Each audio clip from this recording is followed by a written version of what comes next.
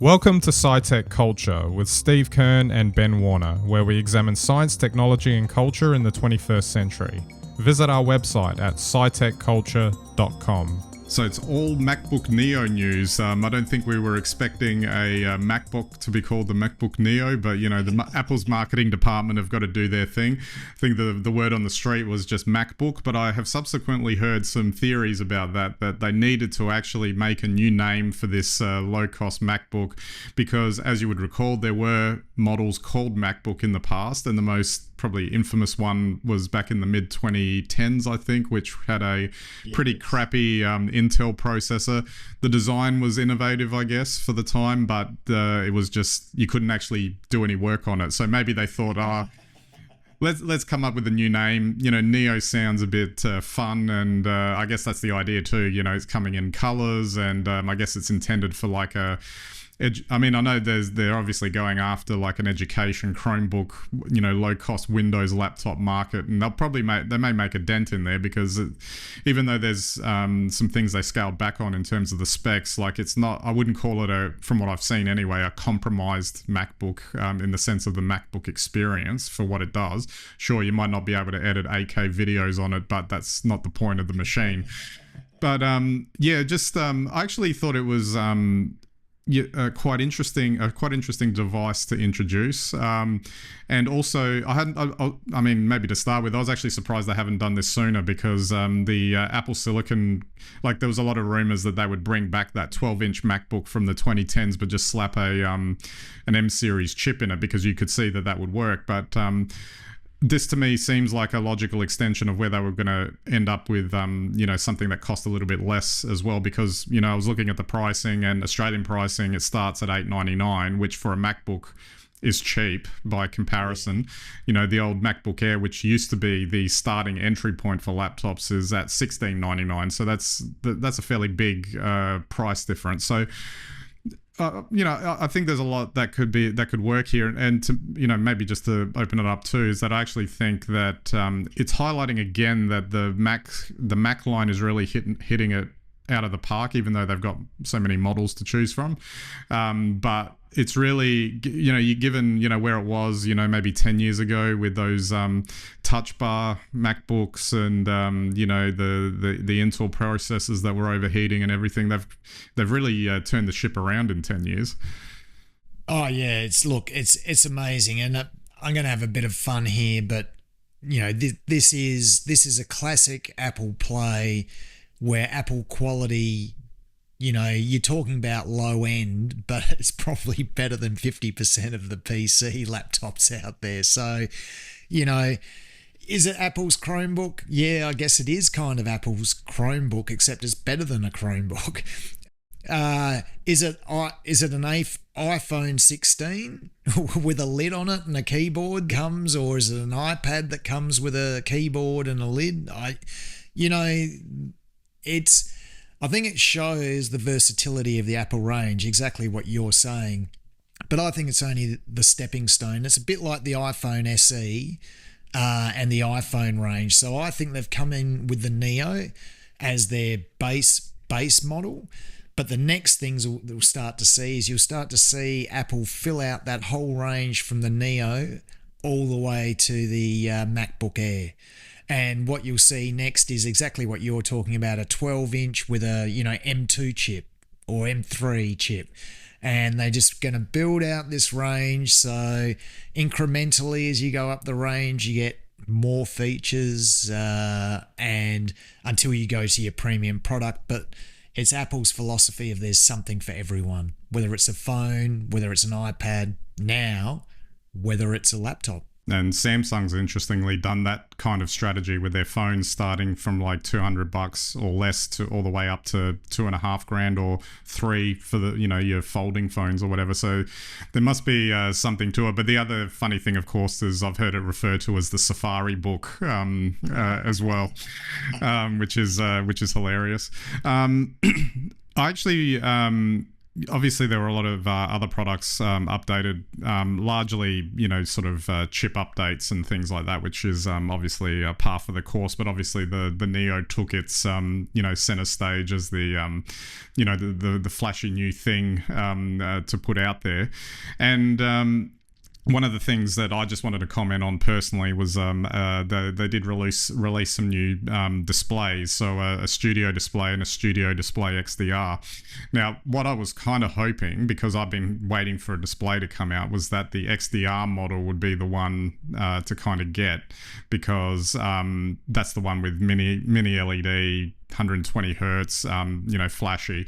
But in true Apple fashion, it comes out and it's like $5,500 to buy it, which instantly, I'm like, yeah, no. I mean, I'd love it, but there's just no reason to do it. So then they've got the second generation studio display that's come out, and it's ostensibly not really any different to the one that preceded it, apart from, it does have a couple of tweaks that do make it better, but interestingly, even because I was having a look that they were releasing the studio display, and you wouldn't buy a studio display to complement your new MacBook Neo. I think they're sitting in different markets there, but you can, if you want, from the sounds of it, you can hook up your MacBook Neo to a studio display. But that's like another interesting component too, that they've got all these. I found the displays a bit disappointing, but the other thing I think that's going on here, a bit like how, MacBook Neo comes in and, like you said, is probably a lot better than a majority of other equivalent laptops at that price point.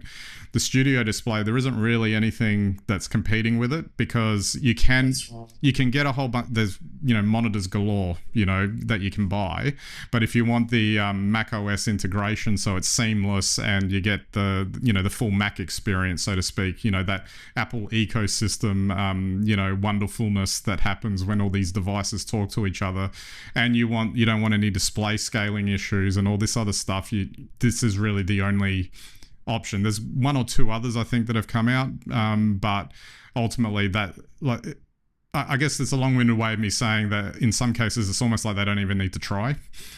Yeah, well, I agree, and when I think of say the Neo and a studio display, I'm thinking really of a family home, where you might have one studio display as a workstation and everyone plugs in there when they need a bigger screen.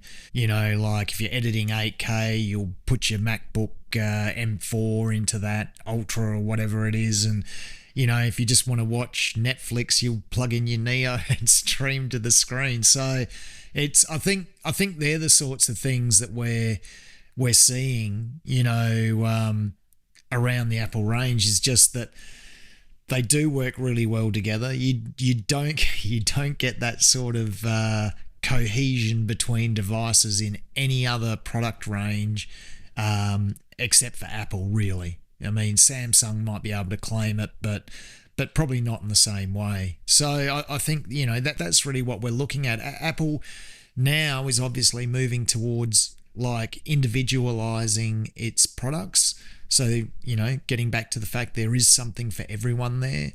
I think we always felt the iPhone SE was a bit iffy, really, because of where they placed it. But the Neo sits very clearly as an entry-level laptop for Macs. And, with the colours, there's a bit of a homage to the original iMac series, and I think it's more playful. It's for a younger audience, and get them in young, and then they'll stay with Apple forever. Just what they want. The other interesting thing I thought, and I think they started this with the iPhone 17 line, which was the idea of making the Pro models more Pro, while you have a base model and then like a 17E that sits at the lower end, and having those differentiations there. So like it kind of gives Apple license to make the Pro phone more Pro, for instance. So like a lot of people complain that it doesn't have the flashier titanium design this time, but it's got it's arguably for a pro got the pro model phones have aluminium based designs for better heat dissipation, the vapor chamber and all that stuff, so that it performs better, which is what a pro would want. And I wonder if this is going to be the sort of thing that might happen with the MacBooks as well, that they might push the higher end more into pro territory and really push what Apple Silicon can do, because I mean it's kind of ridiculous. Like what it can do now is quite astounding, but they could push it even further, and I'm sure at a much higher price point as well. They're not going to give it away for free. They like charging those high prices, but I wonder if that's also a component of it. And then I guess also on top of that, which I think we were discussing before we started, is like, where does the iPad line fit into this? Because the more this Mac development is continuing on, the more the iPad is becoming less relevant as far as I can see, given how much they charge for iPads.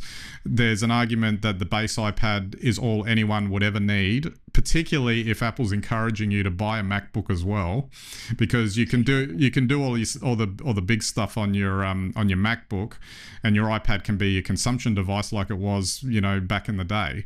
So it kind of makes me wonder what the iPad Air is for, the Pro is for, unless the Pro in particular, you're buying the iPad Pro, you're buying is high-end screen, so you are paying for a top quality screen. The Air doesn't make much sense to me at all in the lineup, leaving the base iPad, and the Mini is like an outlier because it's like ultra portable, which I'm using right now too for this as I go through things. So I know it's a long-winded way of saying that, to me it seems like on the one hand the Macs could really diversify and go really pro, find every niche, but then at the same time the iPad is just sitting there like maybe they should just go back to having one again. Yeah, I'm certainly hearing you. I've changed my way that I perceive Apple and Apple's use cases, and I think Australia is probably a good example where, typically a whole families will have an iPhone. And I think, then that means in the household, you've got room for one or two iPads, you've got room for two laptops, you've got room in that equation for something high end, something low end, and something that mixes it all around. And I really think that that's what's driving Apple's range, to be quite honest. It's at the one end, they're a premium brand. So if you want to go out and effectively be an Apple premium customer, you'll have the top of the range studio display, you'll have the top of the range MacBook, even though you're only using the capacity of a Neo to browse Safari with it. You'll have all of those high-end experiences, whether you need them or not.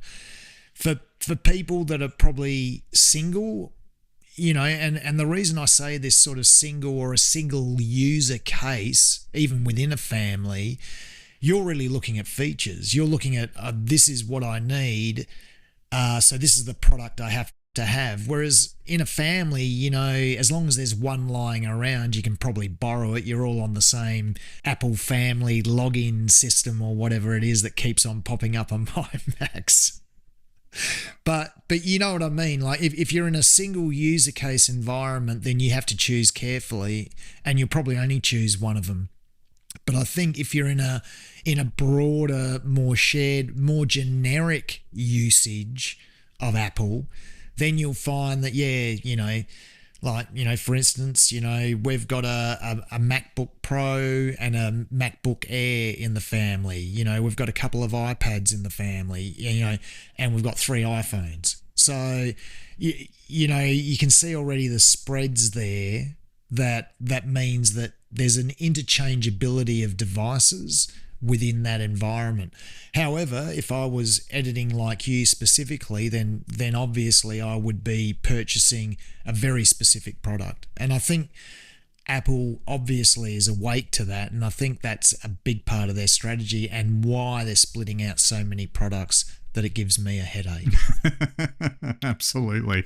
What do I pick? Actually, interesting enough, like just to zero in on that, because I've found that despite all the products, I'm actually zeroing in on specific ones every time anyway. Like, for instance, like the MacBook Air has always intrigued me, but I always know I'm going to hit a bottleneck at some point, even though, you know, it's arguably at this point, it's a very, you know, that bottleneck probably won't happen, you know, that much, given how good Apple Silicon is. But you get what I mean with that. But yeah, I mean, you're a very specific use case when it comes to your laptops. But, you know, unlike you, Ben, I don't have a phone collection, and you actually have a phone collection that covers the whole range, you know, in terms of capability as well, and format. Large format, small format, pro format, standard format.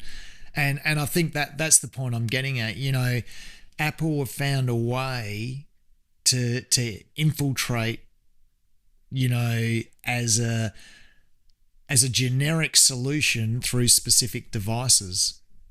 If that's their plan, they're geniuses. Well, and maybe this is a differentiation point compared to where, say, they were in the 90s with all of their, you know, millions of different types of computers, is that the strategy is probably better defined, like you've just outlined there. And they are, you know, one of the biggest, and they obviously alternate, you know, being one of the biggest companies in the world. They have the resources to be able to maintain this, you know, without it costing them, you know, in a big way. I'm sure they've got it optimized on a spreadsheet to the nth degree in terms of how much money they're making out of every device at every price point.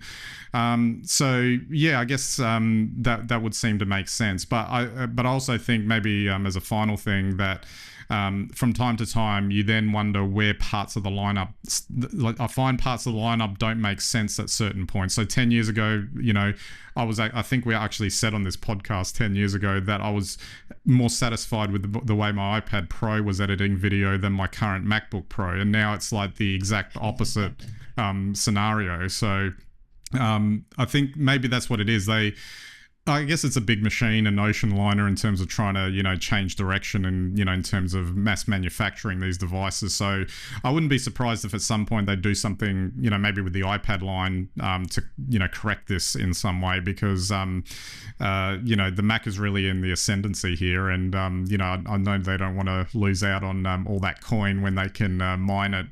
They just have to make the use case more compelling.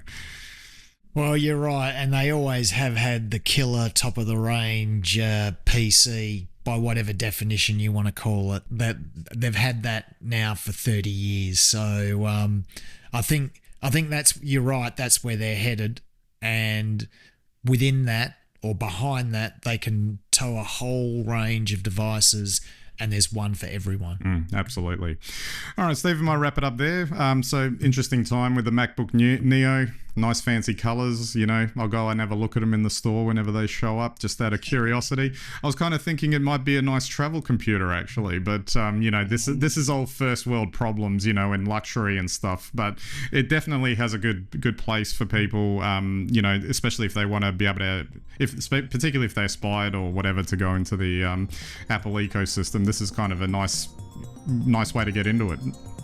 Once they get you in, you won't be leaving. Absolutely. Alrighty, so that's it for this week's episode. We'll catch you next time.